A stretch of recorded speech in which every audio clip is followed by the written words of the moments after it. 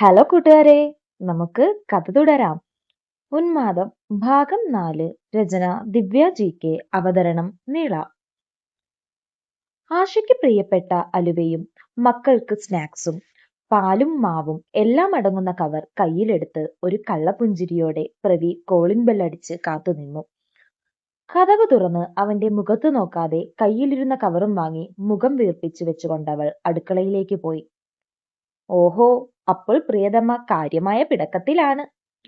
പ്രവി അകത്തു കയറി മക്കളെ നോക്കിയപ്പോൾ രണ്ടുപേരും നിദ്രയിലേക്ക് വഴുതി വീഴുന്നത് കണ്ട് അടുത്തു ചെന്ന് തലയിൽ തടവിയൊരുമ്മ കൊടുത്തപ്പോൾ അടയാൻ തുടങ്ങിയ കണ്ണുകൾ വലിച്ചു തുറന്ന് ഒന്ന് പുഞ്ചിരിച്ചിട്ട് രണ്ടുപേരും തിരിഞ്ഞുകിടന്നുറങ്ങി. ഷീറ്റ് നല്ലതുപോലെ മൂടി അവരെ പതിയെ തട്ടിയുറക്കിയിട്ട് ആശയുടെ അടുത്തേക്ക് നടന്നു. ഒരു കള്ളപ്പുഞ്ചിരിയുടെ അടുക്കളയിലേക്ക് ചെന്നപ്പോൾ സിങ്കിൽ കിടക്കുന്ന പാത്രം കഴുകുന്നവളെ കണ്ടതും പുറകിലൂടെ ചെന്ന് ഇടുപ്പിലൂടെ കൈകോർത്ത് അടിവയറിൽ അമർത്തിപ്പിടിച്ച് കഴുത്തിൽ താടി കുത്തി നിന്നിട്ട് ചോദിച്ചു, എന്റെ പ്രിയതമ്മ വല്ലാത്ത ഗൗരവത്തിലാണല്ലോ, എന്നോട് പിണക്കമാണോ? മറുപടി പറയാതെ അവൾ പിന്നെയും പാത്രം കഴുകാൻ തുടങ്ങിയപ്പോൾ അവൻ കൂടുതൽ അവളിലേക്ക് ചേർന്ന് നിന്നിട്ട് പറഞ്ഞു, ഇങ്ങനെ പിണങ്ങിയിരിക്കുന്ന ആശയെ കാണാൻ എന്തു ഭംഗിയാണ്. എന്നിട്ടും മറുപടി പറയാതെ നിൽക്കുന്നവളുടെ കഴുത്തിൽ ഉപ്പുരസം നാവിനാൽ നുകർന്ന് അവളെ കുറച്ചുകൂടി അമർത്തിപ്പിടിച്ചു. ദിവസങ്ങളായുള്ള അകൽച്ചയ്ക്ക് ശേഷം അവളെ ചേർന്ന് നിന്നപ്പോൾ അവന്റെ വികാരങ്ങളുടെ മട്ട് മാറി തുടങ്ങിയതും ശ്വാസത്തിന്റെ താളഗതി നിയന്ത്രണാതീതമായതും ആശയുടെ ശ്വാസം നിലച്ചതുപോലെയായി. ചെയ്യുന്ന ജോലികൾ ചെയ്യാൻ കഴിയാത്ത വിധം മനസ്സ് കൈവിട്ടുപോയി. അവന്റെ ചേർത്ത് പിടിക്കലിലും ചുംബന ചൂടിലും അവളുടെ ദേഷ്യം അലിഞ്ഞില്ലാതെയായി. ചുണ്ടിലൊരു പുഞ്ചിരി വന്നിട്ടും ഇത്രയും ദിവസം തന്നെ വേദനിപ്പിച്ചതിന്റെ പകരമായി കൈമുട്ട് പള്ളയിൽ കയറ്റി അമർഷത്തോടെ പറഞ്ഞു, എന്നെ പോലെ ഒരു ശല്യത്തിനെ പ്രവിയേട്ടൻ സ്നേഹിക്കേണ്ട കാര്യമില്ല. ഇനി എന്റെ ശരീരത്തിൽ തൊട്ടുപോകരുത്. എന്നെ ഇഷ്ടമല്ലാത്തവർ എന്നെ തൊടണ്ട. പിന്നെ ഞാൻ സുന്ദരിയാണെന്ന് എനിക്കറിയാം. അതിനാരുടെയും സർട്ടിഫിക്കറ്റ് വേണ്ട.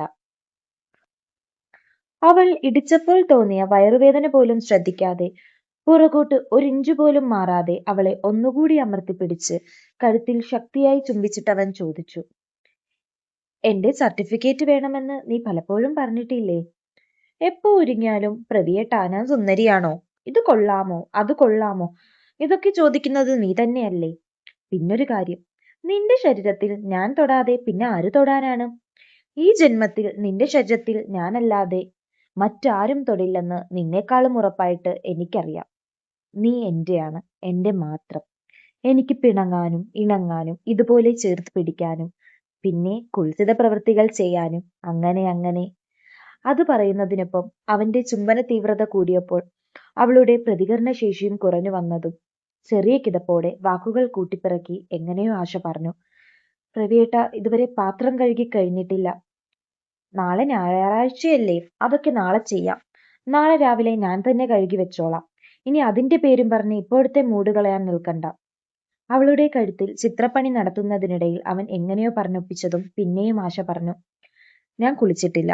ദേഹം മുഴുവൻ വിയർപ്പാണ്. ജോലി ഒതുക്കിയിട്ട് കുളിക്കാനിരിക്കുകയായിരുന്നു. അവളെ തനിക്ക് നേരെ തിരിച്ചു നിർത്തി മുഖത്ത് ചുണ്ടുകൾ പതിപ്പിച്ചു പറഞ്ഞു, ഇത് കഴിഞ്ഞിട്ട് നമുക്ക് ഒരുമിച്ച് കുളിക്കാം. അത്രയും പറഞ്ഞിട്ട് ഭ്രാന്തമായവൻ പിന്നെയും ചുംബിച്ചിട്ട് സർവവും വിസ്മരിച്ച് പൂത്തിളഞ്ഞു നിൽക്കുന്നവളെ കോരിയെടുത്തവൻ ബെഡ്റൂമിലേക്ക് നടന്നു. ഭർത്താവിനെ അമിതമായി സ്നേഹിക്കുന്ന ഒരു ഭാര്യയ്ക്ക് എത്ര പിണക്കമുണ്ടെങ്കിലും അവനൊന്ന് ചേർത്ത് പിടിച്ച് സ്നേഹത്തോടെ ഒരു വാക്കും ഒരു ചുംബനവും നൽകിയാൽ അതുവരെയുള്ള എല്ലാ ദേഷ്യവും മറന്നു കളയാൻ കഴിയുമെന്ന് സാധാരണ സ്ത്രീകളെ പോലെ ആശയും തെളിയിച്ചു. ബെഡ്റൂമിനകത്ത് കയറി അവളെ കട്ടിലിൽ കിടത്തിയിട്ട് ഡോർ ലോക്ക് ചെയ്ത് ഒരു കള്ളപ്പുഞ്ചിരിയോടെ അവളുടെ തൊട്ടരികിലായി വന്നു കിടന്നിട്ട് ചോദിച്ചു, ആശേ, നിനക്കെന്നോട് ദേഷ്യമാണോ? പ്രവിയുടെ ചോദ്യം കേട്ടതും ആശയുടെ കണ്ണുകൾ നിറഞ്ഞു വന്ന കണ്ണുകൾ അവനെ കാണിക്കാതെ അവന്റെ നെഞ്ചിൽ തന്നെ മുഖം ഒളിപ്പിച്ചിട്ട് ആശ പറഞ്ഞു, എനിക്ക് പ്രവിയേട്ടനോട് ദേഷ്യമല്ല. പ്രവിയേട്ടന്റെ അവഗണനയോർത്ത് വേദനയാണ് തോന്നിയത്. 1-2 വർഷമല്ല നമ്മൾ പരസ്പരം അറിയാൻ തുടങ്ങിയിട്ട്, 20 വർഷമായി. അപ്പോൾ ഞാൻ ശല്യമാണെന്ന് പറഞ്ഞാൽ എനിക്ക് സങ്കടം വരില്ലേ? അവളുടെ മുറിഞ്ഞ ഹൃദയത്തിന്റെ വേദന മനസ്സിലാക്കി നെഞ്ച് കണ്ണീരിനാൽ കുതിർന്നു തുടങ്ങിയതും ആശയുടെ മുഖം കൈക്കൊമ്പിളിൽ ഒതുക്കി പ്രവി പറഞ്ഞു, കരയാതടി. എനിക്ക് ഈ ലോകത്ത് നീ കഴിഞ്ഞിട്ടേ ബാക്കി എന്തുമുള്ളൂ. ഞാനെല്ലാം പറയാം. ആദ്യം നീ കരച്ചിലൊന്ന് നിർത്ത്. ഈ കണ്ണീര് കണ്ടിട്ട് എനിക്ക് സഹിക്കാൻ പറ്റുന്നില്ല. ആശ കരച്ചിൽ നിർത്തുന്നത് വരെ നെറുകയിൽ ചുണ്ട് ചേർത്ത് പൊതിഞ്ഞു പിടിച്ചിട്ട് അവളൊന്ന് നോർമൽ ആവാൻ വേണ്ടി അവൻ ക്ഷമയോടെ കാത്തിരുന്നു. ആശ ഓക്കെ ആയതും അവളുടെ കൈ പിടിച്ച് ഓരോ വിരലുകളിലായി ഉമ്മ വെച്ചുകൊണ്ടവൻ പറഞ്ഞു തുടങ്ങി. ഓഫീസിലുണ്ടായ പ്രശ്നങ്ങളും അതിനെ തുടർന്നുള്ള സങ്കടങ്ങളും എല്ലാം വിശദമായി തന്നെ പറഞ്ഞു. ഇതൊക്കെ നിന്നെയും കൂടി അറിയിച്ച് സങ്കടപ്പെടുത്തണ്ടെന്ന് കരുതിയാണ് ഞാൻ ഒന്നും പറയാതെ ഇരുന്നത്. ജോലി പോകുന്നെങ്കിൽ പോകട്ടെ, ബിസിനസ് ചെയ്യാനുള്ള എല്ലാം ശരിയാക്കി തരാമെന്ന് ഇന്ന് അവന്മാർ പറഞ്ഞു. അത് കേട്ടപ്പോൾ എനിക്കും ഇപ്പോൾ വല്ലാത്തൊരു ധൈര്യം വന്നു. ബാക്കിയൊക്കെ വരുന്നിടത്ത് വെച്ച് കാണാം. ആവശ്യമില്ലാത്ത കാര്യമോർത്ത് ഞാൻ എന്തിനാണ് നമ്മുടെ സന്തോഷമുള്ള ദിവസങ്ങൾ നഷ്ടപ്പെടുത്തുന്നത്? ഇപ്പോൾ എന്നോടുള്ള ദേഷ്യവും സങ്കടമൊക്കെ മാറിയോ? അവളുടെ കണ്ണിൽ മുത്തിക്കൊണ്ട് സ്നേഹത്തോടെ ചോദിച്ചു. പൂച്ചക്കുഞ്ഞിനെ പോലെ പ്രവിയുടെ നെഞ്ചിലേക്ക് പതുങ്ങി ആശ പറഞ്ഞു. പ്രവിയേട്ടൻ ഇനിയെങ്കിലും ഒരു കാര്യം മനസ്സിലാക്കണം.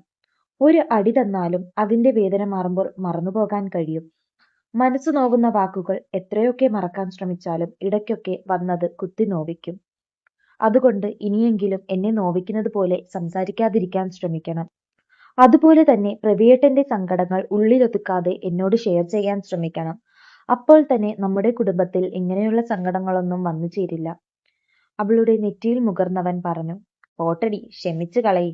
ഇനിയെല്ലാം നീ പറയുന്നത് പോലെ ചെയ്യാം. ഞാൻ നിന്റെ പ്രവിയേട്ടനല്ലേ? AC-യുടെ തണുപ്പിൽ വിയർപ്പെല്ലാം ശരീരത്തൊട്ടിപ്പിടിച്ച് ശരീരം തണുത്തുറഞ്ഞിരുന്നു.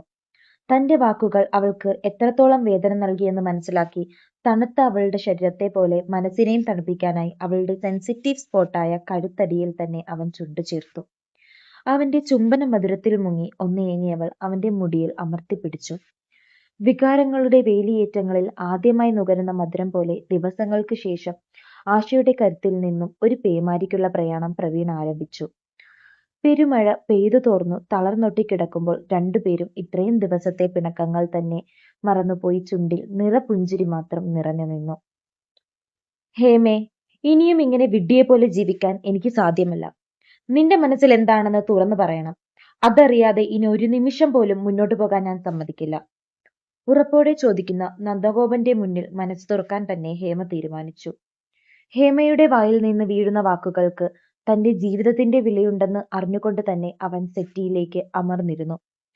കാത്തിരിക്കൂ, കാത്തിരിക്കണം. കഥ ഇനിയും തുടരും.